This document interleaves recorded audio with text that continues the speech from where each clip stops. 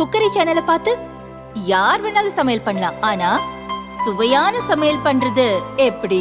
நான் இதயம் நல்லெண்ணெயில சமையல் பண்றேன். ஆஹா ஓஹோன்னு பாராட்டுறாங்க. நீங்களும் இதயம் நல்லெண்ணெயில சமையல் பண்ணுங்க, பாராட்ட வாங்குங்க. தினம் தோறும் வாங்குவே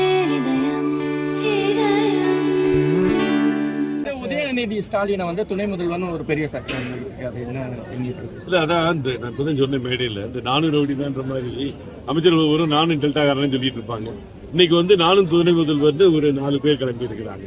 இதுல யாருக்கு கொடுத்தாலும் மிச்சம் 3 பேருக்கும் போட்டி பெறாம வரும். ஒருவேளை உத்தரப்பிரதேசத்துல பிஜேபி பண்ண மாதிரி 3 துணை முதல்வர் 4 துணை முதல்வர் பண்ண போறாங்களோ தெரியாது. மக்களை பொறுத்த வரைக்கும் இருக்கிற ஒரு முதல்வரே வேலை செய்யல. நீங்க இனிமேல் எத்தனை துணை முதல்வர் கொண்டு வந்து என்ன செய்ய போறீங்க? எங்களை பொறுத்த வரைக்கும் அண்ணன் எடப்பாடியார் சொன்னது போல திமுக ஒரு குடும்ப கட்சி அப்படின்றது மீண்டும் மீண்டும் அழுத்தமாக பதிவு செய்யப்பட்டுக் கொண்டு வருகிறது. துணை முதலமைச்சராக்குவதற்கு இன்றைக்கு முயன்று கொண்டிருக்கிறார். அது அவங்க கட்சி விஷயம்தான்.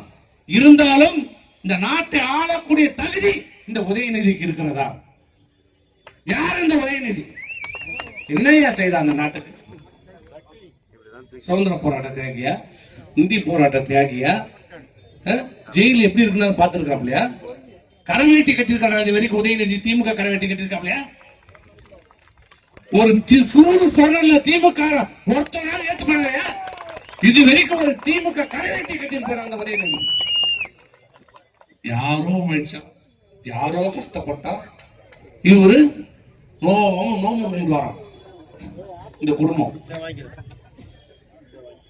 இதிலே காட்டுகிற அக்கறை, தன் மகனை துணை முதலமைச்சராக ஆக்குவதிலே காட்டுகிற அக்கறை, மும்முரம் இந்த நாட்டு மக்களுடைய கஷ்டங்களை தீர்ப்பதற்கு என்ன நடவடிக்கை எடுத்திருக்கிறது இந்த அரசு?